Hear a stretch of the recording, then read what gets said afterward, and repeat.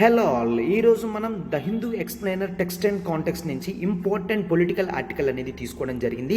ఇది మనకి GS2లో చాలా ఇంపార్టెంట్, GS2లో పాలిటీ రిలేటెడ్ ఆర్టికల్ అనమాట. సో కాన్సన్ట్రేటింగ్గా వినండి అమ్మా. ఇది చూడండి, the status of Naga peace talks అనమాట. ఓకే, అసలు ఈ నాగాస్ ఎవరు, వీళ్ళ ఆరిజిన్ ఏంటి, అండ్ పీస్ టాక్ అంటే ఏంటి, ఏ విధంగా ఇప్పుడు గవర్నమెంట్ చేస్తుందో అదంతా కూడా మనం జనరల్గా చూస్తాం ఆర్టికల్. బట్ అంతకుముందు ఒకసారి చూడండి, నేను జాగ్రత్తగా చూపిస్తాను. మనం కాంప్రహెన్సివ్ కరెంట్ అఫైర్స్ ప్రోగ్రామ్ అనేది తీసుకొని రావడం జరిగింది. కాంప్రహెన్సివ్ కరెంట్ అఫైర్స్ ప్రోగ్రామ్ ఇక్కడ this would act as one stop solution for whole your programme అనమాట. Current affairs programme for UPSC అనమాట. This would act as one stop solution అనమాట. ఎందుకు one stop solution అని అంటున్నానంటే, ఇక్కడ మనం జనరల్గా ద హిందూ మాత్రమే మీరు కవర్ చేస్తారమ్మా. బట్ ఇప్పుడు మనకి UPSC ప్యాటర్న్ చూస్తే అస్సలు ద హిందూ అనేది కేవలం అదొకటే సరిపోదు, దానికి బూస్టప్ కింద చాలా ఉండాలి. అందుకని మనం Yojana, Kurukshetra, PIB, Indian Express, live mint అనేది తీసుకొని రావడం జరిగింది. మీకు యోజన, కురుక్షేత్ర నుంచి ఇంపార్టెంట్ ఆర్టికల్స్ అన్నీ కూడా మనం కవర్ చేస్తే అది మీకు మెయిన్స్ బేసిస్లో కవర్ అయిపోతుంది. అండ్ SI ఆన్సర్స్ రాయడానికి కూడా సరిపోతుందమ్మా. మెయిన్స్ అండ్ SI ఆన్సర్స్ రాయడానికి సరిపోతుందన్నమాట. సో అస్సలు డిలే చేయకండి. అండ్ రిమైనింగ్ టైమ్స్లో మనం ప్రిలిమ్స్ బేస్డ్ MCQs కూడా డిస్కస్ చేస్తాము. MCQs కూడా డిస్కస్ చేస్తే మీ ప్రిపరేషన్ అనేది బోత్ ప్రిలిమ్స్కి, మెయిన్స్కి అన్నిటికీ కూడా కవర్ అయిపోయేటట్టు ఉంటుందన్నమాట. అండ్ నెక్స్ట్ PIB ఆర్టికల్స్ ఎంత ఇంపార్టెంటో మీకు తెలుసు. UPSC డైరెక్ట్గా PIB నుంచి క్వశ్చన్స్ అనేవి ఫ్రేమ్ చేస్తుంది. And Indian Express, live Mint నుంచి కూడా ఇంపార్టెంట్ ఆర్టికల్స్ వస్తాయి. అవన్నీ కూడా మనం MCQ సెషన్స్లో చూస్తామన్నమాట. అండ్ యోజన, కురుక్షేత్ర ఏ విధంగా మనం కవర్ చేస్తామో అనేది ఆల్రెడీ యూట్యూబ్ LTX క్లాసెస్లో, సురేష్ సార్ LTX క్లాసెస్లో అప్లోడ్ చేయడం జరిగింది. ఒకసారి మీరు ఆ వీడియో చూసినా మీకు క్లారిటీ వస్తుంది ఎంత ఇంపార్టెంట్ బేసిస్ మీద మనం డేటా అవన్నీ ప్రొవైడ్ చేస్తూ అండ్ ఎట్లా నోట్ మేకింగ్ చేయాలో అవన్నీ చెప్తూ మనం డిస్కస్ చేస్తామన్నమాట. అండ్ ఇంత బ్యూటిఫుల్ కోర్స్ మనం కేవలం 5,000 రూపీస్కే ఇవ్వడం అనేది జరుగుతుంది. కేవలం 5,000 రూపీస్కే. అండ్ ఈ 5,000 రూపీస్ కూడా కేవలం మరొక 2 days మాత్రమేనమ్మా. ఎందుకు అంటే డెడ్ లైన్ అనేది 7th May వరకు మాత్రమే. 7th May తర్వాత ఫీజు అనేది 5,000 నుంచి 10,000కి వెళ్ళే ఛాన్స్ ఉంటుంది. 10,000కి వెళ్ళే ఛాన్స్ ఉంది. కాబట్టి మీరు అస్సలు డిలే చేయకండి అమ్మా. వెంటనే ఇక్కడ నెంబర్ చూడండి, 7893899553. ఈ నెంబర్కి కాల్ చేయండి ప్రత్యూష మ్యామ్కి. మ్యామ్ మీకు ఏ డౌట్ ఉన్నా కూడా సాల్వ్ చేస్తారు. అండ్ లేదు అంటే కింద కామెంట్ బాక్స్లో మన కామెంట్ ఉంటుంది అమ్మ. అక్కడ బాక్స్లో మీరు జనరల్గా క్లిక్ చేసినా కూడా మొత్తం కోర్స్ ప్యాకేజ్ అదంతా కూడా మీరు చూస్తారు. ఓకేనా? సో డిలే చేయకండి అమ్మ. వెంటనే ప్రోగ్రాంలో జాయిన్ అయితే మీకు చాలా బ్యూటిఫుల్గా ఇది యూజ్ అవుతుంది అనమాట. Okay, yes. సో ఇంకా డిలే చేయకుండా మన ప్రోగ్రాంలోకి మనం వెళ్ళిపోదాం. చూడండి అమ్మ, మన ఆర్టికల్లోకి వెళ్ళిపోదాం. ఈ 5,000 కూడా మనకి లైఫ్ టైం వ్యాలిడిటీ వస్తుందమ్మా. ఒకేసారి 5,000 కడితే సరిపోతుంది. మీకు లైఫ్ టైం ప్రోగ్రామ్ అనేది ఇది యూజ్ అవుతుంది. Okay, yes everyone, welcome to LTX classes. The Hindu explainer text and కాంటెక్స్ట్లో ఇంపార్టెంట్ ఆర్టికల్ ఏంటమ్మా, the status of Naga peace talk. Naga peace talks గురించి ఇప్పుడు మనం చూద్దాం. ఓకేనా? అండ్ ఆర్టికల్ అంతా డీల్ చేస్తుంది శ్రీనివాస్. ఫస్ట్ యథావిధిగా మనం ఏం చేస్తామమ్మా, ఫస్ట్ క్వశ్చన్ అనేది ఇస్తాం, అప్రోచ్ అనేది లాస్ట్లో చూస్తాం అనమాట. ఓకే, క్వశ్చన్ చూడండి, proper piece talks should be promoted between the government of India and the Nagas to end decades long Naga insurgency. Okay, Naga insurgency ఎందుకు జరుగుతుంది ఏంటో అదంతా కూడా మనం చూద్దాం.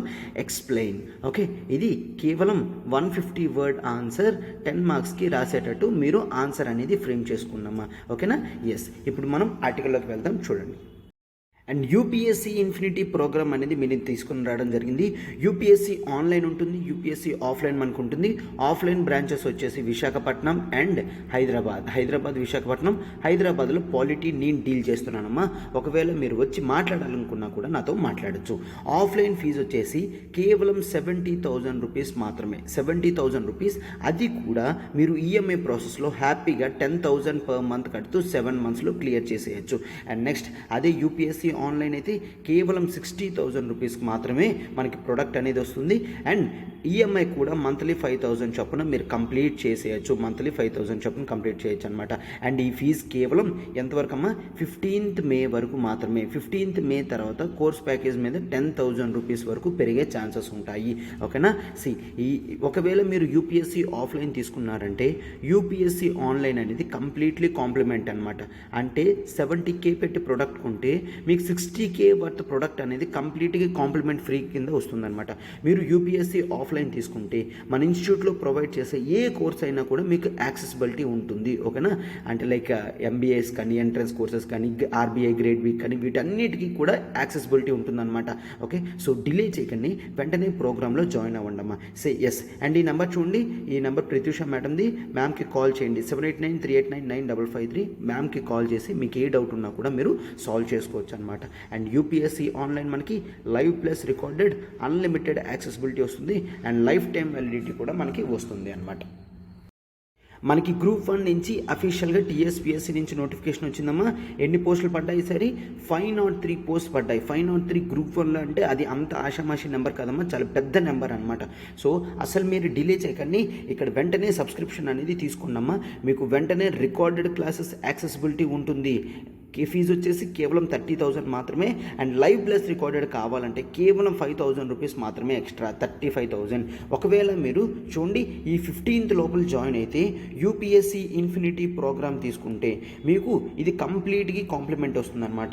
సార్ ఓన్లీ టీఎస్పీఎస్సీ అంటే నో, టీఎస్పీఎస్సీ అండ్ ఏపీపీఎస్సీ నుంచి నోటిఫికేషన్ కూడా వస్తుంది అన్న క్లారిటీ ఉంది. నోటిఫికేషన్ వచ్చింది అంటే టైం ఉండదు కాబట్టి వెంటనే మీరు ప్రిపరేషన్ అనేది స్టార్ట్ చేయండి అమ్మా. అప్పుడు ఆ టైంకి రివిజన్ కింద మీకు టైం సరిపోతుందన్నమాట. ఓకేనా. వ్యాలిడిటీ కేవలం 15th మే వరకు మాత్రమే. ఆ తర్వాత 10,000 రూపీస్ వరకు పెరిగే ఛాన్సెస్ ఉన్నాయన్నమాట. ఓకే. లైఫ్ టైం వ్యాలిడిటీ అనేది మనకి ప్రోగ్రామ్ కింద దీంట్లో ఉంటుంది. అండ్ వెంటనే మ్యామ్కి కాల్ చేయటమ్మా 7893899553. ఓకేనా. ఎస్. ఇప్పుడు ఆర్టికల్లోకి వెళ్ళిపోదాం. చూడండి అమ్మా.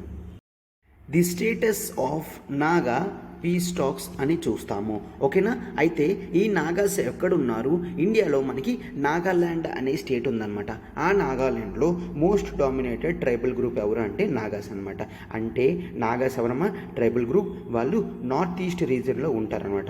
Mainly concentrated in the state of Nagaland. And కేవలం నాగాల్యాండ్ అంటే కాదు, మిగిలిన పక్క టెరిటరీస్లో కూడా ఉన్నారు. సో ఈ మ్యాటర్ అంతా మీకు అర్థం కావాలంటే ఒక్కసారి మనం మ్యాప్ బేస్లో చూసి అసలు ఈ నాగాస్ ఎవరో ఏంటో కూడా క్లియర్గా చూద్దాం. చూడండి అమ్మా. జనరల్గా మనకు నాగాస్ చూస్తే Nagas are hill tribal ethnic group అనమాట. ఎవరమ్మా? హిల్ ట్రైబల్ గ్రూప్ అంటే వీళ్ళు హిల్స్ మీద ఉంటారనమాట. ఓకే. ఎస్. వీళ్ళు ఇండియాలో చెప్పారు కదమ్మా నాగాల్యాండ్ స్టేట్లో ఉంటారు. వీళ్ళ టోటల్ పాపులేషన్ వచ్చేసి ఎక్స్పెక్టెడ్ 2.5 మిలియన్ పీపుల్ ఉంటారు. 2.5 మిలియన్. అందులో 1.8 మిలియన్ పీపుల్ ఎక్కడ ఉంటారంట? నాగాల్యాండ్లో ఉంటారు. 1.8 పీపుల్ నాగాల్యాండ్లో ఉంటారు. ఈ డేటా కొద్దిగా మీకు అర్థం కావడానికి గురించి చెప్తున్నాను అనమాట. 0.6 మిలియన్ అనేది మణిపూర్లో ఉంటారు. మణిపూర్. అండ్ నెక్స్ట్ 0.1 మిలియన్ ఎక్కడ ఉంటున్నారంట? అరుణాచల్ ప్రదేశ్లో ఉంటారు. అండ్ అదే కాదు, నైబరింగ్ కంట్రీ ఆఫ్ మియాన్మార్లో కూడా ఉంటారు. ఇక్కడ మియాన్మార్ ఎందుకు చూసారు కదమ్మా, నైబరింగ్ స్టేట్ ఆఫ్ మియాన్మార్లో కూడా జనరల్గా మనకి ఉంటారు. ఈ నాగా గ్రూప్స్ ఏంటి అంటే ఇది ఒక సింగిల్ ట్రైబల్ గ్రూప్ కాదమ్మా, దీంట్లో చాలా ఎథ్నిక్ కమ్యూనిటీస్ అనేవి ఉన్నాయి. సార్ ఎథ్నిక్ మీనింగ్ ఏంటి? ఎథ్నిక్ కమ్యూనిటీస్ అంటే నథింగ్ బట్ ఆ ట్రైబల్ పీపుల్ అందరూ కూడా same socio cultural practices follow అవుతారు. Same socio cultural practices follow అయితే వాళ్ళని ఎథ్నిక్ కమ్యూనిటీస్ అని అంటాము. ఓకే, వాళ్ళు ఎప్పటి నుంచో హెరిడిటరీగా అక్కడే ఉంటున్నారు. ఇన్ జనరల్గా చూడాలంటే నాగా ట్రైబల్ గ్రూప్లో మనకి 19 మేజర్ గ్రూప్స్ అనేవి ఉంటాయి. ట్రైబల్ గ్రూప్స్ అనమాట. అందులో చాలా ఇంపార్టెంట్ ఇన్ జనరల్గా చూడండి ఎవరెవరమ్మా? అనగామి నాగాస్. ఓకే, అనగామి నాగాస్, కొన్యాక్ నాగాస్, కూకీ నాగాస్, మావోస్ నాగాస్, రెంగ్మా నాగాస్, సేమా నాగాస్, వీళ్ళందరూ కూడా చాలా ఇంపార్టెంట్ అనమాట. Okay, Angami Nagas and Kacharis are Angami Nagas అంటారు, కచారీ నాగాస్ అంటారు, కొన్యాక్ నాగాస్ అంటారు. పైన రాస్తాను చూడండమ్మా. కూకీ నాగాస్ అంటారు. రెంగ్మా నాగాస్ అంటారు. సీమా నాగాస్ అంటారనమాట. వీళ్ళు మొత్తం ఈ 19 మేజర్ నాగా ట్రైబల్ గ్రూప్లో వీళ్ళు చాలా ఇంపార్టెంట్ నాగా కమ్యూనిటీస్ అనమాట. ఓకే, వీళ్ళు జనరల్గా ఏ కమ్యూనిటీకి చెందినవారు? Indo Mongoloid family. ఓకే, మనకి జనరల్గా Indo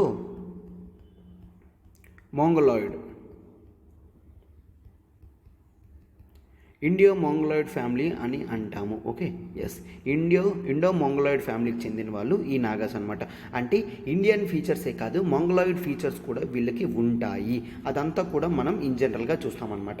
so Naga genetic basis and ethnic basis అనేది మనం ఇప్పుడు చూసాం. ఇప్పుడు వీళ్ళు టెరిటోరియల్ బేసిస్ చూడాలంటే ఒక్కసారి చూడమ్మా.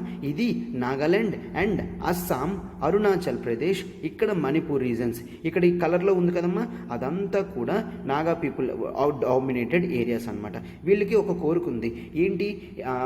ఇండియాలో ఉన్న నాగాస్ అండ్ మ్యాన్మార్లో ఉన్న నాగాస్ వాళ్ళందరూ కలిపి గ్రేటర్ నాగాలింగా తయారవ్వాలి. అంటే మొత్తం ఇది గ్రేటర్ నాగాలింగా వచ్చి అది సెపరేట్ కంట్రీ, లైక్ నేపాల్ ఎలా ఉంటుంది, భూటాన్ ఎలా ఉంటుంది, మ్యాన్మార్ ఎలా ఉంటుంది, అలా సెపరేట్ కంట్రీ కింద నాగాస్ అందరూ కూడా రావాలి అని అనుకుంటున్నారనమాట. ఓకే, ఆ టెరిటరీస్ అంతా కేవలం ఇండియాలోనే లేదు, ఇండియా ప్లస్ మ్యాన్మార్లో కలిపి ఉన్నది కాబట్టి ఇష్యూస్ అనేవి సాల్వ్ అవ్వట్లేదు. ఈ డార్క్ కలర్ రీజన్లో ఉన్నదంతా కూడా చాలా ఇంపార్టెంట్ రీజన్ అనమాట, నాగాస్ ఉండే డామినేటెడ్. అండ్ ఒకసారి ఇక్కడ నేను కొన్ని రీజన్స్ చెప్తాను, అవంతా కూడా మ్యాప్ బేస్డ్ కింద మీకు యూజ్ అవుతాయి. ఒకసారి జాగ్రత్తగా చూడమ్మా. Dibang valley, Lohit valley, Changlang region, Senapati, Ukhrul, Chandel and Tamenglong, Dima Hasao, Nagaon, Karbi Anglong and Sivasagar, Dibrugarh. ఈ రీజియన్స్ అనేవి చాలా ఇంపార్టెంట్ అనమాట. సో జాగ్రత్తగా చూసారు కదమ్మా, ఈ రీజియన్స్లో ఎక్కువ నాగా డామినేషన్ అనేది ఉంటుంది. ఈ రీజియన్స్ అన్నీ కలిపి నాగాల్యాండ్ వాళ్ళు ఏమడిగారు? గ్రేటర్ నాగాలిం అనేది అడగడం స్టార్ట్ అయిందనమాట. ఓకే, సో అయితే కాస్త హిస్టారికల్ బ్యాక్గ్రౌండ్ చూసే ముందు అసలు ప్రజెంట్ కాంటెక్స్ట్ ఏంటో చూస్తే మనకి కాస్త పిక్చరైజేషన్ వస్తుంది. ఒక్కసారి చూడండి అమ్మా. మనకి నార్త్ ఈస్ట్ నుంచి ఇంటర్నల్ సెక్యూరిటీ ప్రాబ్లం అనేది ఉంది అనమాట. ఎందుకంటే చాలా నార్త్ ఈస్ట్ ట్రైబల్ గ్రూప్స్ అనేవాళ్ళు ఇన్సర్జెంట్ గ్రూప్స్గా తయారయ్యారు. ఇన్సర్జెంట్ ఏంటంటే అగెయిన్స్ట్ గవర్నమెంట్ వైలెంట్ ఫామ్లో చేస్తే దాన్ని ఇన్సర్జెన్సీ అంటాము. వాళ్ళకి ఇండియాలో ఉండాలని లేదు, వాళ్ళు సపరేట్ స్టేట్స్లా ఫార్మ్ అవ్వాలి అనుకుంటున్నారు అనమాట. ఓకే, గవర్నమెంట్ అగెయిన్స్ట్గా వైలెన్స్ అనేది యూజ్ చేస్తే కొంతమంది ట్రైబల్ గ్రూపులు దాన్ని మనం ఇన్సర్జెన్సీ అని అంటాము. అందులో ఒక ఇన్సర్జెన్సీ అనేది నాగా గ్రూప్ వాళ్ళు ఎస్టాబ్లిష్ చేయడం జరిగింది అనమాట. అండ్ మనం 2015లో పీస్ టాక్స్ అనేవి తీసుకొని రావడం జరిగింది. అసలు బ్యాక్గ్రౌండ్ అంతా కూడా చూద్దాం, బట్ ఒక్కసారి కాంటెక్స్ట్ చూసిన తర్వాత బ్యాక్గ్రౌండ్ చూద్దాం. ఓకే, పీస్ టాక్స్ ఏంటి అంటే, ఎస్, ఇప్పుడు ఏదైతే నాగా గ్రూపులు ఇండియన్ మిలిటరీ మీద ఇన్సర్జెన్సీ చేస్తున్నారో అండ్ ఇండియన్ మిలిటరీ వాళ్ళు ఇన్సర్జెంట్ చేస్తున్నారో, ఇక్కడ మిలిటరీ అనేది ఎందుకు ఉపయోగిస్తున్నామమ్మా? మిలిటరీ ఎప్పుడూ కూడా ఫారెన్ నుంచి ఎనిమీస్ వస్తే వాళ్ళని డిఫెన్స్ చేయడానికి వాడాలి తప్ప సొంత మన ప్రజల మీద మనం ఈ కిల్లింగ్స్ అవేవి కూడా చేయకూడదు. బట్ మరొక ఆప్షన్ లేక మనం మిలిటరీ వాళ్ళని పెట్టి కంట్రోల్ చేస్తున్నాం అనమాట. ఓకే, సో అటువంటి పీస్ అనేది రావాలి, స్టేట్లో స్టెబిలిటీ అనేది రావాలి. స్టెబిలిటీ వస్తేనే గ్రోత్ అనేది వస్తుంది. ఈ ట్రైబల్ పీపుల్ ఇంకా ఇంప్రూవ్మెంట్ అవుతారన్న దృష్టిలో పీస్ టాక్స్ అనేవి తీసుకొని రావడం జరిగింది అనమాట. ఏమంటామమ్మా జనరల్గా? శాంతి చర్చలు అంటాం కదా. ఎస్, అంటే శాంతి చర్చలు అయిన తర్వాత జనరల్గా వాళ్ళు సీజ్ ఫైర్ అగ్రిమెంట్ పెట్టుకోవడం జరిగింది. సీజ్ అంటే ఆపడం, సీజ్ ఫైర్ అంటే ఇద్దరూ కూడా కాల్పులు ఒప్పంద ఉరమని అంటాం అదమ్మా. అంటే ఇద్దరు కూడా కాల్చుకుంటారు, ఇక్కడ గన్ ఫైటింగ్ అనేది జరుగుతుంది, అది కొంతవరకు ఆపుతారనమాట. ఓకే, దాన్ని సీజ్ ఫైర్ అని అంటాము. ఓకే, ఈ విధంగా cease fire agreement between government of India and Nagaland నుంచి రిప్రజెంట్ చేస్తూ national socialist council of Nagaland Isak and Muivah group అనేది సీజ్ ఫైర్ అగ్రిమెంట్ అనేది చేయడం జరిగింది. బట్ చేసినప్పటికీ కూడా ఈ రోజు వరకు చూస్తే 40% ఆఫ్ ఇన్సర్జెంట్ రాడికల్ గ్రూప్స్ అనేది ఎవరు చేస్తున్నారు నాగాలాండ్లో? ఇప్పటికీ NSCN-IN మాత్రమే చేస్తుంది.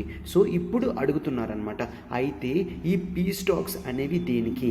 అండ్ కాల్పులు ఒప్పంద విరమణ అనేది జరిగిన తర్వాత మనం జనరల్గా ఇటువంటివి ఆగాలి. బట్ స్టిల్ గ్రేట్ దెన్ 40% అనేది ఇక్కడ మనం చూస్తున్నాము ఈ NSCN గ్రూపింగ్ గురించి అని చూస్తున్నాం అనమాట. ఓకే, సో అయితే ఇప్పుడు మనం హిస్టారికల్ బ్యాక్గ్రౌండ్ అనేది అంతా చూస్తే మనకి క్లియర్గా అర్థమవుతుందన్నమాట. Okay, yes. First time britishers వాళ్ళు 1820లో అస్సాంని ఆక్యుపై చేయడం జరిగింది. ఇప్పుడు అస్సాం ఒకవేళ మీరు చూస్తే అప్పుడు మొత్తం నార్త్ ఈస్ట్ అంతా కూడా అస్సాంలో మాత్రమే ఉండేది. ఆ తర్వాత అస్సాం నుంచి ప్రతి స్టేట్ కూడా బయటికి రావడం అనేది జరిగిందనమాట. అస్సాంని ఆక్యుపై చేశారు 1820లో. అప్పుడు నాగాస్ని కూడా వాళ్ళు టచ్ చేయడం జరిగింది. నాగాస్ని టచ్ చేసిన వెంటనే వాళ్ళ ఫెరోషియస్ అటాక్స్ అనేది బ్రిటిషర్స్ వాళ్ళు గమనించారు. వీళ్ళు ట్రైబల్ పీపుల్ కదా, వీళ్ళతో కంటిన్యూస్గా మనం ఫైట్ చేసుకుంటూ చేస్తే అడ్మినిస్ట్రేషన్ అనేది కంటిన్యూ చేయలేం. అండ్ ఫారెస్ట్ ఏరియాస్లో ఉన్న ఫారెస్ట్ ప్రొడక్ట్స్ కూడా యూజ్ చేయలేము. బ్రిటిషర్స్ వాళ్ళ గోల్ ఏంటమ్మా? ఫారెస్ట్ ప్రొడక్ట్స్ అనేవి వాళ్ళకి కావాలి. అయితే ఈ ట్రైబల్ గ్రూప్తో ఫ్రెండ్షిప్ చేయడం అనేది చాలా ఇంపార్టెంట్. వాళ్ళు ఒకటి క్లారిటీగా కనుక్కున్నారు, నాగాస్ ఏంటి అంటే వాళ్ళ కల్చర్ ఏదైతే ఉందో వాళ్ళ కల్చర్ని టచ్ చేయకన్నా, వాళ్ళని టచ్ చేయకన్నా వాళ్ళతో ఫ్రెండ్లీ రిలేషన్స్ చేస్తే వాళ్ళు ఆ ఫారెస్ట్ ప్రొడక్ట్స్ అన్నీ కూడా యూజ్ చేసుకోవచ్చు అని బ్రిటిషర్స్ వాళ్ళు గమనించి వాళ్ళు కొత్త టైప్ ఆఫ్ గవర్నెన్స్ అనేది తీసుకొని రావడం జరిగింది.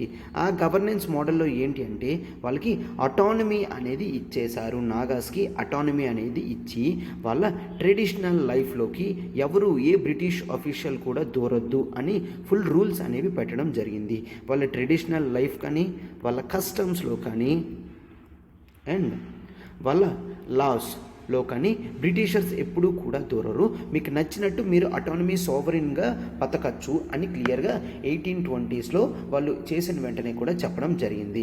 అండ్ అంతటితో అయిపోయిందా అంటే మనము 1885 తర్వాత INC అనేది వచ్చింది. 1885 ఇండియన్ నేషనల్ కాంగ్రెస్ ఫార్మ్ అయిన తర్వాత మనము టువర్డ్స్ ఇండిపెండెన్స్ అనేది వెళ్ళడం జరిగింది. Towards independence, yes. అప్పుడు చాలామంది నాగా పీపుల్ భయపడ్డారనమాట. ఎస్, బ్రిటిష్ ఇండియా ఉన్నంత వరకు కూడా బ్రిటిషర్స్ వాళ్ళు ఎస్ నాగాస్ కన్నా టాప్ పొజిషన్లోనే ఉన్నారు. బట్ నాగాస్ని టచ్ చేయకపోవడంతో నాగాస్ ఎస్ ఇన్ జనరల్గా అడ్మినిస్ట్రేషన్ ఏమవుతుంది ఏంటి అనేది పట్టించుకోవడం మానేశారు. అయితే ఎప్పుడైతే ఇండిపెండెన్స్ వైపు వస్తున్నామని తెలిసిందో అప్పుడు వీళ్ళు భయపడడం అనేది స్టార్ట్ చేయింది. రేపొద్దున ఇండిపెండెన్స్ వచ్చిన తర్వాత ఇండియాలో మనల్ని కలిపేస్తే అప్పుడు మన పరిస్థితి ఏంటి, మన కల్చర్ ఏంటి, మన పీపుల్ ఏంటి, మన లైఫ్ ఏంటి, కస్టమ్స్ ఏంటి, ఇవన్నీ కూడా ఆలోచించడం అనేది జరిగింది. అప్పుడు 1918లో నాగా క్లబ్ అనేది ఎస్టాబ్లిష్ చేయడం జరిగింది. అండ్ అప్పుడు ఫస్ట్ టైం నాగా నేషనలిజం అనే ఫీలింగ్ ఎరోజ్ చేయడం జరిగింది. అంటే నాగాస్కి సపరేట్ నేషన్ ఉండాలి అన్న కోరిక అప్పుడే ఫస్ట్ టైం 1980లో నాగా క్లబ్ ద్వారా తెలిసింది అనమాట. ఓకేనా, వాళ్ళు పెట్టుకోవడం జరిగింది. అండ్ 1946లో ఒక కొత్త గ్రూప్ అనేది స్టార్ట్ చేసాం, దాన్ని NNC. Okay, Naga national council అనేది పుట్టింది under the leadership of AZ Phizo లీడర్షిప్లో మనం NNC నాగా నేషనల్ కౌన్సిల్ అనేది పెట్టుకోవడం అనేది జరిగింది. వాళ్ళు NNC నాగా నేషనల్ కౌన్సిల్ కింద ఫార్మ్ అవడం జరిగింది అనమాట. అండ్ నెక్స్ట్ చూడండి అమ్మా, మనం ఆర్డర్ వైజ్లో చూద్దాము ఏమైందో. మనకి 1947లో జనరల్గా ఇండియా మొత్తంకి ఇండిపెండెన్స్ వచ్చే ఒక్కరోజు ముందే ఈ Naga national council under the leadership of AZ piezo వాళ్ళు నాగాల్యాండ్ని ఏం చేసుకున్నారు, ఇండిపెండెన్స్ డిక్లరేషన్ చేసేశారు. ఇండిపెండెన్స్ డిక్లరేషన్ ఒక్కరోజు ముందు ఆగస్ట్ మనకి 15th వచ్చింది కదమ్మా, వీళ్ళు ఆగస్ట్ 14th నాడే ఇండిపెండెన్స్ అనేది డిక్లరేషన్ చేసుకోవడం జరిగింది. వీళ్ళు అప్పుడే అండర్ గ్రౌండ్ ఇన్సర్జెన్సీ గ్రూప్ అనేది స్టార్ట్ చేయడం జరిగింది. అండర్ గ్రౌండ్ ఇన్సర్జెన్సీ ఏమో ఇండిపెండెన్స్ వచ్చిన తర్వాత ఇండియా ఏ విధంగా ప్రవర్తిస్తుందో అని ఇన్సర్జెన్సీ గ్రూప్ అనేది స్టార్ట్ చేయడం జరిగింది. అండ్ ఈ AZ ఫిజో అనే వ్యక్తి 1950sలో ఒక గ్రూప్ అనేది స్టార్ట్ చేశారు. అదే Naga federal group, Naga federal group అనేది ఎస్టాబ్లిష్ చేయడం జరిగింది. ఈ నాగా ఫెడరల్ గ్రూప్కి ఒక ఆర్మ్డ్ వింగ్ కూడా పెట్టడం జరిగింది. అంటే దీనికి మిలిటరీ సపోర్ట్ అనమాట. ఏంటది? Naga federal army. Okay, India ఉంది, ఇండియాకి ఆర్మీ ఎలానో అలానే నాగా ఫెడరల్ గ్రూప్కి ఆర్మీ వింగ్ కింద నాగా ఫెడరల్ ఆర్మీ NFA అనే బాడీ కూడా క్రియేట్ చేసి దాంట్లో ప్రజలు ఎవరైతే ఉంటున్నారో వాళ్ళకి ట్రైనింగ్ ఇవ్వడం అనేది జరుగుతుందన్నమాట. ఎస్, ఎప్పుడైతే నాగా ఫెడరల్ ఆర్మీ కింద స్టార్ట్ చేశారో వీళ్ళు ఇన్సర్జెన్సీ అనేది మరింత ఎక్కువ పెట్టడం అనేది జరిగిందనమాట. ఎస్, అయితే దీన్ని ఏ విధంగా అయినా కంట్రోల్ చేయాలి అన్న దృష్టిలో గవర్నమెంట్ ఏం చేసిందంట, 1958లో ఆఫ్స్పా అనేది పెట్టడం జరిగింది. Arm forces special powers act. మీకు తెలుసు కదమ్మా, ఆర్మ్ ఫోర్సెస్ స్పెషల్ పవర్స్ యాక్ట్లో ఎవరైతే ఉంటారో మిలిటరీ అఫీషియల్స్ ఎవరైతే ఉంటారో, మిలిటరీ అఫీషియల్స్ కానీ పారాసెక్యూరిటీ ఫోర్సెస్ కానీ వీళ్ళు ఉంటారు, వాళ్ళకి ఎక్స్ట్రాడినరీ పవర్స్ అనేవి ఉంటాయన్నమాట. వాళ్ళు ఏ హౌస్ అయినా కూడా సర్చ్ చేయొచ్చు అండ్ చిన్న వార్నింగ్ ఇచ్చి ఫైరింగ్ అనేది స్టార్ట్ చేయొచ్చు అనమాట. వాళ్ళు ఎటువంటి దీనికి కూడా జవాబుదారీ కాదు, ఆన్సరబిలిటీ కాదనమాట. ఓకే, సో అయితే ఇప్పుడు జనరల్గా 1958 ముందు ఒకసారి చూడండి, 1955లో ఎప్పుడైతే వాళ్ళు ఇన్సర్జెన్సీ పీక్స్లో చేస్తున్నారో రెగ్యులర్గా, అప్పుడు NNC అనేది ఆర్మ్డ్ ఇన్సర్జెన్సీ పెట్టిన తర్వాత ఢిల్లీ గవర్నమెంట్ ఏం చేసింది అంటే nothing but central government Assam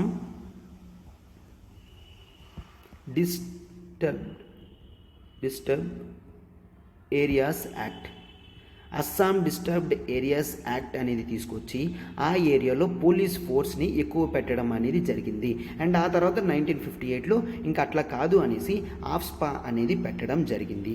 yes, and ఆ నెక్స్ట్ ఏం జరిగిందో ఒక్కసారి చూడండి అమ్మా. అండ్ ఈ ఇన్సర్జెన్సీని కంట్రోల్ చేయడానికి అప్పటికే నాగాస్ వాళ్ళు, నేను చెప్పాను కదమ్మా, వాళ్ళు 19 ట్రైబల్ గ్రూప్స్ కదా, వాళ్ళు చాలా ఫ్రాగ్మెంటేషన్ అయిపోవడం జరిగింది. అప్పటికి మనకు కేవలం NNC మాత్రమే కాదు, మిగిలిన గ్రూప్ వాళ్ళు ఉండడం కూడా వాళ్ళు ముక్కలు అయిపోతే ఫ్రాగ్మెంటేషన్ అంటాం. సో ఆ చిన్న నాగా ఫ్రాగ్మెంట్స్తో మనం ఒక ఒప్పందం చేసుకొని 1963లో ఎస్ మీకు సెపరేట్ కావాలి కాదు, కల్చర్ కానీ వే ఆఫ్ లైఫ్ కానీ కస్టమ్స్ కానీ కావాలి కదా అని మేము నాగాల్యాండ్ స్టేట్ అనేది ఇస్తున్నాం అని 1963లో నాగాల్యాండ్ స్టేట్ అనేది ఇవ్వడం జరిగింది. ఓకేనా? ఎస్, అయితే వీళ్ళు దాంతో ఆగారంటే నో, వాళ్ళు ఖచ్చితంగా ఏం కావాలి, మాకు గ్రేటర్ నాగాలాండ్ మాత్రమే కావాలి, నాగాల్యాండ్ స్టేట్ వద్దు, మాకు entire sovereignty from India and Myanmar కావాలి అని చెప్పడం జరిగింది అనమాట. ఓకే, అండ్ అప్పుడు గవర్నమెంట్ ఏంటి, నెక్స్ట్ ఇయర్ వెంటనే 1964లో నాగా పీస్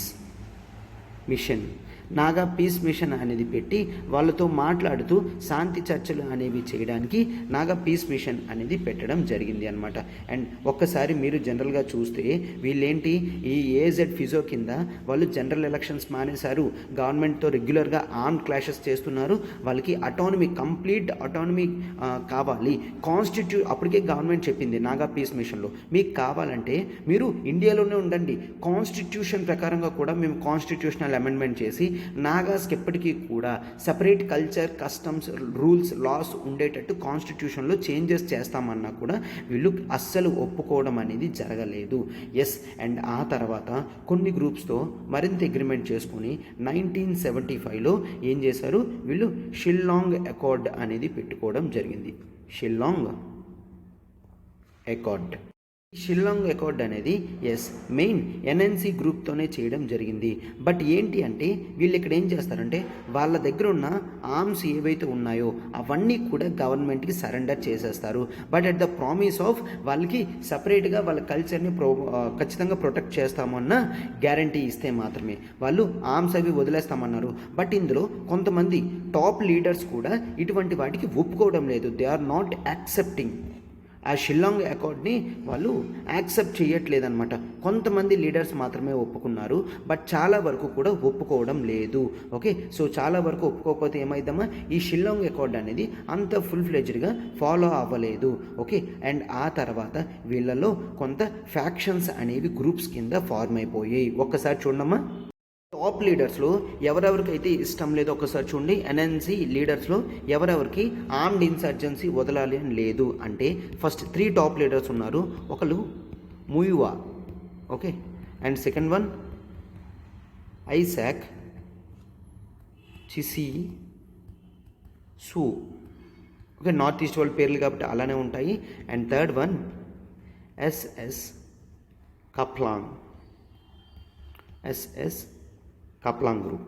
మనం ఇక్కడ చూస్తే ముయువా ఎక్కడి నుంచి రిప్రజెంట్ చేస్తున్నారంటే he is from the state of Manipur, Naga అతనే బట్ మణిపూర్ అనమాట, ఓకే. అండ్ నెక్స్ట్ ఇక్కడ జనరల్గా చూస్తే ఐసాక్ ఇతను సీమా ట్రైబ్కి చెందిన వ్యక్తి. సీమా ట్రైబ్ మనం చూసాం కదా ఆల్రెడీ, సీమా ట్రైబ్ అని. సీమా ట్రైబ్కి చెందిన వ్యక్తి అండ్ ఇతను ఎక్కడుంటారు, నాగాల్యాండ్లోనే, ఓకే. అండ్ ఇక్కడ కప్లాంగ్ మనం చూస్తే వీళ్ళు హేమిస్ ట్రైబ్కి చెందిన వ్యక్తి, హేమిస్ ట్రైబ్కి చెందిన వ్యక్తి. బట్ ఇక్కడ ఇతని ప్లేస్ ఎక్కడమ్మా, మియాన్మార్. అంటే మొత్తం ఆ టెరిటోరియల్ రీజన్స్ అంతా కూడా వాళ్ళ కంట్రోల్లో ఉంది. వాళ్ళు రెగ్యులర్గా మీటింగ్స్ అనేవి పెడుతూనే ఉంటున్నారనమాట. ఈ ముగ్గురు లీడర్స్ కలిపి వాళ్ళకి ఎన్ఎన్సీతో ఇష్టం లేకుండా కొత్త గ్రూప్ అనేది పెట్టడం జరిగింది. దాన్నే ఎన్ఎస్సిఎన్ అని అంటారు. అంటే national socialist council of Nagaland, national socialist council of Nagaland, NSCN అని మనం చూస్తామన్నమాట. దీంట్లో కంటిన్యూడ్ ఆర్మ్ మూవ్మెంట్ అనేది ఉంటుంది. వీళ్ళు ఏం చేస్తారు, వీళ్ళకి పీస్ అగ్రిమెంట్ ఇష్టం లేదు కాబట్టి we shall have continued armed insurgency అని అనుకున్నారు, ఓకే. వాళ్ళ మోటో అంతా ఏంటి అంటే దేర్ షుడ్ బి జాగ్రత్తగా చూడమ్మా, peoples republic of Nagaland free of Indian rule అనమాట. ఇండియా నుంచి వేరేగా పీపుల్స్ రిపబ్లిక్ ఆఫ్ నాగాల్యాండ్ అంటే సపరేట్ కంట్రీ కింద కావాలన్నమాట. వాళ్ళకి సపరేట్ కంట్రీ కింద కావాలి. అయితే ఆ తర్వాత కొన్ని ఇయర్స్ తర్వాత ఏమైందో చూడండి అమ్మా. ఇంత అయినప్పటికీ కూడా ఆ లీడర్స్లో వాళ్ళకి క్లోజ్నెస్ అనేది లేదనమాట. ఒకే మాట మీద ఇంటిగ్రేటెడ్గా ఉండడం జరగలేదు. ఎందుకంటే లీడర్షిప్ రోల్లో అందరికీ క్లారిటీ ఉండి ఒక గొప్ప లీడర్కి రెస్పెక్ట్ ఇస్తేనే మాత్రం అది యూనిటీగా ఉంటుంది, లేదంటే ఫ్యాక్షన్ కింద తయారైపోతుంది అనమాట. ఈవెన్ సో అందుకే మనం జనరల్గా చూస్తాం గాంధీజీ టైంలో మనం ఏం చూస్తామంటే ప్రతి లీడర్ని కూడా గాంధీజీ ఇంటిగ్రేట్ చేసి కాంగ్రెస్లో క్లియర్గా పెట్టడం అనేది జరిగింది అనమాట, ఓకేనమ్మా. సో చివరికి ఏమైంది, 1988లో వీళ్ళకి చాలా క్లాషెస్ అనేవి వచ్చి ఎన్ఎస్సిఎన్ అనేది 2 గ్రూప్స్ కింద విడిపోవడం జరిగింది. ఒక గ్రూప్ ఏమోంచి ఎన్ఎస్సిఎన్ ఐఎం, ఐసాక్ ముయువా వాళ్ళు ఒక గ్రూప్ కింద ఫార్మ్ అయ్యారు. అండ్ మరొక గ్రూప్ ఎన్ఎస్సిఎన్కే, ఎస్ఎస్ కప్లాంగ్ ఉన్నారు కదమ్మా, ఆ గ్రూప్ 2 గ్రూప్స్ కింద ఫార్మ్ అయిపోయి గవర్నమెంట్కి ఆపోజిట్గా వీళ్ళు అపోజ్ చేస్తున్నారు అనమాట. అండ్ ఐఎస్సిఎన్ వాళ్ళు ఏం ఎక్స్పెక్ట్ చేస్తున్నారు, they are expecting only greater Nagaland. ఆ రీజన్స్ అంతా కూడా మనం చూపించాం కదమ్మా. గ్రేటర్ నాగాల్యాండ్ ఆర్ నాగాలిం రెండు కూడా ఒకటి. గ్రేటర్ నాగాల్యాండ్ కానీ నాగాలిం మాత్రం కావాలి, మాకు ఇంకేమీ కూడా వద్దు అని చూస్తున్నారనమాట. నాగా డామినేటెడ్ ఏరియాస్ ఏవైతే ఉన్నాయో లైక్ అస్సాం, మణిపూర్, అరుణాచల్ ప్రదేశ్, మియాన్మార్లో ఏమున్నాయో అవన్నీ కూడా మనకి కావాలి అని చెప్పడం జరుగుతుందన్నమాట. ఈ ఎన్ఎస్సిఎన్ వాళ్ళు మోస్ట్ పవర్ఫుల్ ఇన్సర్జెంట్ గ్రూప్గా తయారయ్యారు. ఐఎం ఓకేనా. వాళ్ళ ఆపరేషన్స్ ఏంటి అంటే వాళ్ళు ప్రజలు ఎవరైతే ఉన్నారో వాళ్ళ దగ్గర ట్యాక్స్ ఎక్స్టోర్షన్ అనేది చేస్తారు. ట్యాక్సెస్ అనేవి వాళ్ళ దగ్గర కలెక్ట్ చేస్తారనమాట. And next smuggling of goods కూడా చేస్తారు. అండ్ స్మగ్లింగ్ ఆఫ్ వెపన్స్ కూడా చేస్తారు. ఇదే మెయిన్ రీజన్ అనమాట. వాళ్ళకి అమౌంట్స్ రావడానికి మెయిన్ రీజన్ ఈ స్మగ్లింగ్ చేయడం కానీ ట్యాక్స్ ఎక్స్టోర్షన్ చేయడం కానీ ఇవన్నీను, ఓకేనా. అయితే అండ్ నెక్స్ట్ ఆ తర్వాత ఏమైంది అని మనం జనరల్గా చూస్తే వీళ్ళకి క్లారిటీ అనేది లేదు. ఎప్పటికప్పుడు ఇష్యూస్ అనేవి తీసుకొస్తూనే ఉంటున్నారనమాట. మనము ఈ ఇష్యూస్ అన్నీ కూడా క్లియర్గా తీసుకొని రావాలి అని చెప్పేసి మనం ఏం చూసాం, పీస్ ఇనిషియేటివ్స్ అనేది తీసుకొచ్చాము. 1997లో సీజ్ ఫైర్ అగ్రిమెంట్ అనేది చేయడం జరిగింది. సీజ్ ఫైర్ అగ్రిమెంట్ ఎవరితో జరిగిందమ్మా? మెయిన్ గ్రూప్ NSCN IMతో, ఐసాక్ ముయివా గ్రూప్తో సీజ్ ఫైర్ అగ్రిమెంట్ అనేది 1997లో జరిగింది. సో ఈ NSCN IM వాళ్ళు ఇండియన్ ఆర్మ్ ఫోర్సెస్ మీద అటాక్ చేయకూడదు అండ్ కౌంటర్లో కూడా ఇండియన్ గవర్నమెంట్ అనేది కౌంటర్ ఇన్సర్జెన్సీ కూడా చెయ్యదు. కౌంటర్ ఇన్సర్జెన్సీ ఆపరేషన్స్ కూడా ఇండియా చేయదు అని చెప్పారు. బట్ అప్పటికీ కూడా మనకి ఆ ఇష్యూ అనేది క్లోజ్ అవ్వలేదు, అది అట్లా కంటిన్యూ అవుతూనే ఉంటుందన్నమాట. అండ్ నెక్స్ట్ ఏం జరిగిందో చూడండి అమ్మ ఒక్కసారి. 2015లో ద మోస్ట్ ఇంపార్టెంట్ అగ్రిమెంట్ అనేది జరిగింది అనమాట. ఆ అగ్రిమెంటే మనం ఫ్రేమ్వర్క్ అగ్రిమెంట్ అని చూస్తాము. Framework agreement. ఈ ఫ్రేమ్వర్క్ అగ్రిమెంట్లో ఏంటి అంటే government of India will recognise unique history of Nagaland మేము రెస్పెక్ట్ ఇస్తాము అండ్ యూనిక్ కల్చర్ ఆఫ్ నాగాస్కి రెస్పెక్ట్ ఇస్తాం అండ్ పొజిషన్ ఆఫ్ నాగాస్ని మేము యాక్సెప్ట్ చేస్తాం. పొజిషన్ ఆఫ్ నాగాస్ అండ్ వాళ్ళ యాస్పిరేషన్స్ కానీ వాళ్ళ సెంటిమెంట్స్ కానీ రెస్పెక్ట్ ఇస్తాము. యాస్పిరేషన్స్ కానీ సెంటిమెంట్స్ కానీ ప్రతిదానికి కూడా రెస్పెక్ట్ ఇస్తాము అని చెప్పడం జరిగింది అనమాట. సో ఇష్యూ అనేది సాల్వ్ అయ్యింది అని అనుకున్నారు. బట్ ఇక్కడ ఏంటి అంటే నాగాస్ వాళ్ళు ఏం చెప్తున్నారు, IM గ్రూప్ వాళ్ళు, మేము మీతో గ్రూప్స్ అనేవి పెడతాము, కాదనట్లేదు. సో ఇక్కడ ఏంటి అంటే మాకు కొన్ని ఇంట్రెస్ట్ అవి ఉన్నాయి. ఏంటి అంటే మాకంటూ సపరేట్ ఫ్లాగ్ అనేది కావాలి, మాకంటూ సపరేట్గా కాన్స్టిట్యూషన్ అనేది కావాలి అని చెప్పడం జరిగిందనమాట. అండ్ ఈ అగ్రిమెంట్ జరగడానికి ముందు మనం గవర్నమెంట్ అనేది ఒక ఇంటర్లక్యూటర్ అనే వాళ్ళని పెట్టడం జరిగింది. ఎప్పుడైనా కూడా చూడమ్మా, మీకు ఇంటర్లక్యూటర్ అనే వర్డ్ పడింది అంటే మీడియేటర్ అని మీనింగ్ అనమాట. గవర్నమెంట్ నుంచి అప్పటి ఇంటెలిజెన్స్ చీఫ్ ఆర్ ఈ ఫ్రేమ్వర్క్ అగ్రిమెంట్ కావడానికి మెయిన్ అప్పటికి joint intelligence chief RN Ravi అనే వ్యక్తి ఉండేవారు. అతనే మెయిన్ గవర్నమెంట్ ఆఫ్ ఇండియా తరపున ఈ 2015 ఫ్రేమ్వర్క్ అగ్రిమెంట్ అనేది నాగా గ్రూప్స్తో అగ్రిమెంట్ చేసుకోవడం జరిగింది. ఆ తర్వాత ఈ వ్యక్తిని మరింత ప్రాసెస్ ముందుకు వెళ్ళడానికి 2019లో గవర్నర్ ఆఫ్ నాగాల్యాండ్ కూడా చేయడం జరిగింది. బట్ అప్పటికి తర్వాత కొన్ని ఇష్యూస్ అనేవి వచ్చాయి. ఏంటి, నాగాస్ వాళ్ళు దే ఆర్ థింకింగ్ దట్ ఈ RN రవి అనే వ్యక్తి చాలా హై హ్యాండెడ్నెస్ ఉపయోగిస్తున్నారు, అంటే అతనే పెద్ద గవర్నమెంటే గొప్ప, మేము చాలా తక్కువ అన్నట్టు మాట్లాడుతున్నారు, మాకు ఆ విధంగా నచ్చలేదు అని చెప్పడం జరిగింది.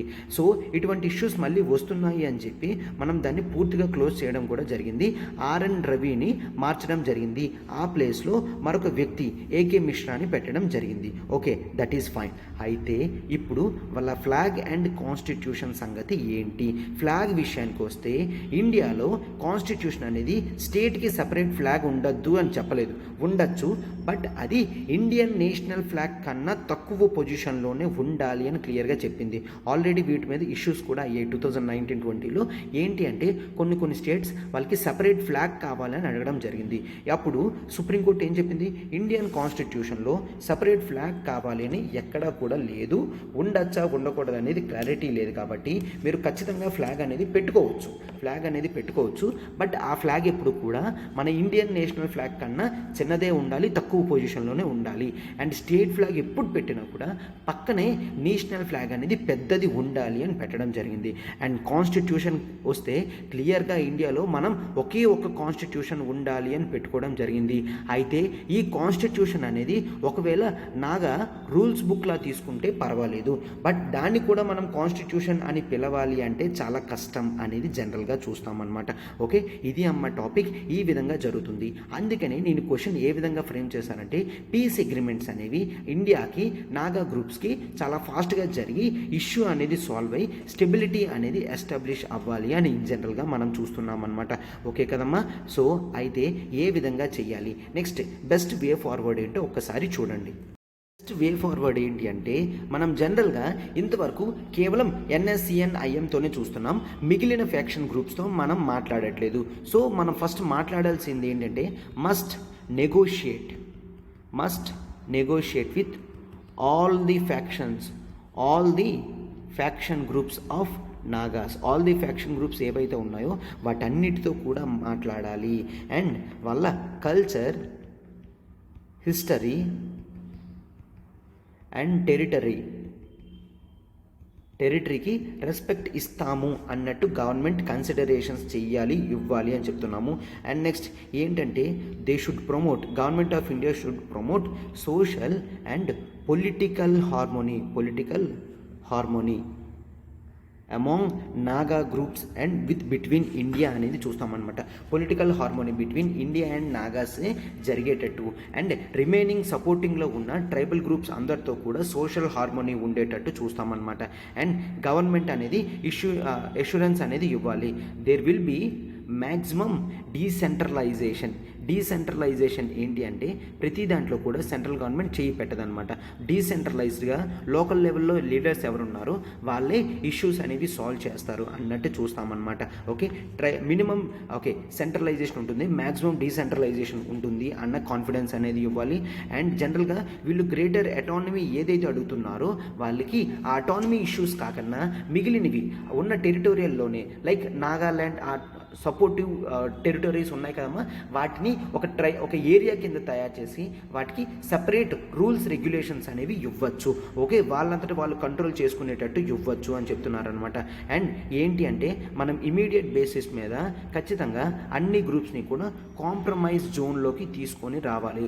కాంప్రమైజ్ జోన్ లేకపోతే ఎప్పటికీ కూడా ఇన్సర్జెన్సీ గ్రూప్ అనేది రన్ అవుతూనే ఉంటుంది. అది లాంగ్ టర్మ్లో ఇండియా స్టెబిలిటీకి అస్సలు మంచిది కాదనమాట. ఈ విధంగా మనం దాన్ని చూస్తాము. ఓకేనా?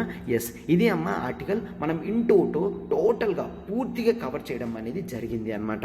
ఓకే, సో ఇక్కడ మీరు చేయాల్సిన వర్క్ ఏంటి అంటే కింద కామెంట్ బాక్స్లో టైప్ చేయండి అమ్మా. జనరల్గా చూడండి ఒకసారి కామెంట్ బాక్స్లో ఏం పెడతారంటే Indian sovereignty and territorial integrity పోకుండా నాగా ఇష్యూస్ ఏవైతే ఉన్నాయో అది ఏ విధంగా సాల్వ్ చేయగలం అనేది ఒక 2-3 పాయింట్స్ పెట్టండి అమ్మా. Like we should respect their cultural habits, social habits, ఇట్లాంటివి ఏవైనా ఒక 2-3 సజెషన్స్ అనేవి ఇవ్వండి. అండ్ మీరు ఇచ్చే సజెషన్ అనేది ఖచ్చితంగా ఇండియా సావర్నిటీ అండ్ టెరిటోరియల్ ఇంటిగ్రిటీకి డిస్టర్బెన్స్ లేకుండా ఇవ్వండి అమ్మా. అప్పుడు సొల్యూషన్ అనేది మనకి వస్తుంది. ఓకే, ఈ విధంగా కామెంట్ బాక్స్ పెడితే మీరు వే ఫార్వర్డ్స్ అనేవి పెడుతున్నట్టు మీకు నాలెడ్జ్ ఎన్హాన్స్మెంట్ అనేది అవుతుందన్నమాట. ఓకేనా? ఎస్, ఇప్పుడు క్వశ్చన్లోకి వెళ్ళిపోదాం. చూడండి అమ్మా. ప్రాపర్ పీస్ టాక్స్ అనేవి రావాలి అని చూస్తున్నాం అనమాట between government of India and Nagas. Issues అంతా కూడా మనం సాల్వ్ చేసాం, అది నీట్గా క్వశ్చన్ ఫ్రేమ్లో పెట్టడం మాత్రమే. Naga insurgency explain. సో ఇంట్రడక్షన్లో ఏం చేస్తారంటే Naga group is a hill tribal ethnic group where they reside in north east in the region of Nagaland అని చూస్తారు. మ్యాప్ వేస్తారమ్మా, సింపుల్ మ్యాప్ అనేది వేస్తారు. అండ్ సింపుల్ మ్యాప్ వేసి దాన్ని మీరు పాయింట్ అనేది లొకేషన్ చూపిస్తారనమాట. ఓకే, ఫర్ ఎగ్జాంపుల్ చూడండి, సింపుల్ మ్యాప్ మాత్రమే వేయండి అమ్మా. సింపుల్ మ్యాప్ వేసి ఈ రీజన్స్ అనేవి నాగాల్యాండ్ ఉంటుంది అని మీరు ఎస్టాబ్లిష్ చేసినా సరిపోతుంది అనమాట. ఓకేనా? ఎస్, సింపుల్ డయాగ్రామ్స్ వేయండి అమ్మా. టైం అనేది సరిపోదు కాబట్టి సింపుల్ డయాగ్రామ్స్ వేసినా సరిపోతుంది మనకి. ఓకే, ఎస్, ఈ విధంగా చేయండి. అండ్ నెక్స్ట్ మరొకటి ఏంటి అంటే వెంటనే కూడా తర్వాత మీరు వెంటనే బాడీలోకి వెళ్ళిపోండి అమ్మ.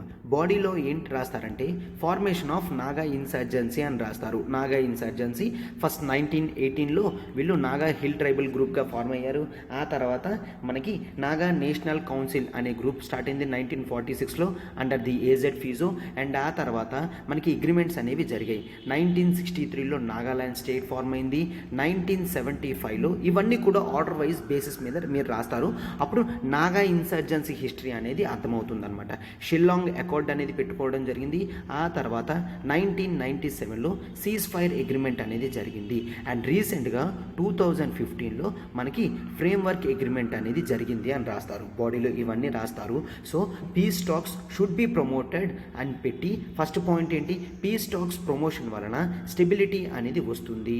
అండ్ మిగిలిన ట్రైబల్ పీపుల్ ఎవరైతే ఉన్నారో వాళ్ళకి హ్యాపీనెస్ అనేది వస్తుంది అనమాట. ఎందుకు ట్రైబల్ గ్రూప్స్ అన్నీ కూడా గవర్నమెంట్తో వార్ చేస్తుంటే గవర్నమెంట్కి ఏ ట్రైబల్ గ్రూప్ ఎవరితో ఫైట్ చేస్తున్నారు, ఎవరికి సపోర్ట్ చేస్తున్నారు అన్న క్లారిటీ ఉండదు. మిగిలిన నార్మల్ గ్రూప్స్ వాళ్ళకి చాలా డిస్టర్బెన్స్గా ఉంటుంది కదమ్మా.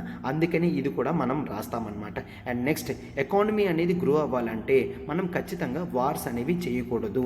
అండ్ నెక్స్ట్ వాళ్ళు ఇండియన్ సిటిజన్స్ కాబట్టి మనం ఈ విధంగా మన సిటిజన్స్ మీద ఇంత హార్ష్గా ఉండడం అనేది మంచిది కాదు అని ఇవన్నీ కూడా రాస్తాము. అండ్ లాస్ట్లో కన్క్లూషన్కి కింద ఏం రాస్తారు అండ్ ఒకసారి వే ఫార్వర్డ్ అనేది పెట్టండి అమ్మా. మనం ఇప్పుడు వే ఫార్వర్డ్లో పాయింట్స్ అనేది చూసాం కదా, ఆ పాయింట్స్లో ఒక 2-3 పాయింట్స్ అనేది పెట్టండి. అండ్ కన్క్లూషన్ కూడా ఏం రాస్తారంటే nation's territorial integrity is mainly important and at the same time tribal culture should also be promoted at the equal pace అని పెడితే మనకి సరిపోతుంది. And in this way promotion of peace talks should be held అని చెప్పేసి రాస్తే మన conclusion బ్యూటిఫుల్గా end అవుతుంది. అండ్ ఆన్సర్ అనేది ఫుల్ ఫ్లెజ్డ్గా కాన్ఫిడెంట్ మోడ్లో మనకి కంప్లీట్ అవుతుందమ్మా. ఓకేనా? ఎస్, ఇదే అమ్మ ఆర్టికల్ నేను పూర్తిగా కవర్ చేయడం అనేది జరిగింది. ప్రిలిమ్స్ బేసిస్లోని, మెయిన్స్ బేసిస్లోని మన ప్రతి ఆర్టికల్ వెనకతను కూడా చాలా హార్డ్ వర్క్ అనేది ఉంటుంది. మీరు దాన్ని ఎప్రిషియేట్ చేస్తారని నేను అనుకుంటున్నాను అనమాట. ఓకే, సో లైక్ చేయండి, ఫెలో ఆస్పిరెంట్స్కి షేర్ చేయండి అమ్మా. And do comment also video ఎట్లా ఉంది అనేది. అండ్ నేను ఆల్రెడీ క్వశ్చన్ కూడా వేయడం జరిగింది. ఓకే, మీరు ఆ పొజిషన్లో ఉంటే ఆ పీస్ఫుల్ అగ్రిమెంట్లో ఏం చేస్తారు, ఇంటిగ్రిటీ, టెరిటోరియల్ ఇంటిగ్రిటీ అండ్ సావరెనిటీకి ఇబ్బంది రాకన్నా మీరు ఎటువంటి డెసిషన్ తీసుకుంటారో అనేది కూడా ఒకసారి చెప్పండి. ఓకేనా? మన ఇన్స్టిట్యూట్లో ఆఫర్ చేసే కోర్సెస్ చూడండి అమ్మా. Courses offered government PSC jobs, UPSC infinity, APPSC, TSPSC and higher education MBA entrance course like CAT, GRE, GMAT అనేది చూస్తాం. And government non PSC jobs like RBI grade B assistant, SBI PO clerk, IBPS PO clerk, SSC CGL CHSL, RRB, NTPC ఇవన్నీ కూడా మన ఇన్స్టిట్యూట్లో provide చేయడం జరుగుతుంది. And ప్రతి course package కూడా మనకి లైఫ్ టైం వ్యాలిడిటీ అనేది ఉంటుంది. లైఫ్ టైం వ్యాలిడిటీ ఉంటుంది. అండ్ మనం ఆప్షనల్స్ కూడా ప్రొవైడ్ చేస్తున్నామమ్మా. మీకు ఏ డౌట్ ఉన్నా కూడా ఇక్కడ నెంబర్ చూడండి, 7893899553 ప్రత్యూష మ్యామ్కి కాల్ చేయండి. మీకు ఏ డౌట్ ఉన్నా కూడా సాల్వ్ చేయండి. అండ్ సబ్స్క్రిప్షన్ కూడా మ్యామ్కి కాల్ చేస్తే సరిపోతుందన్నమాట.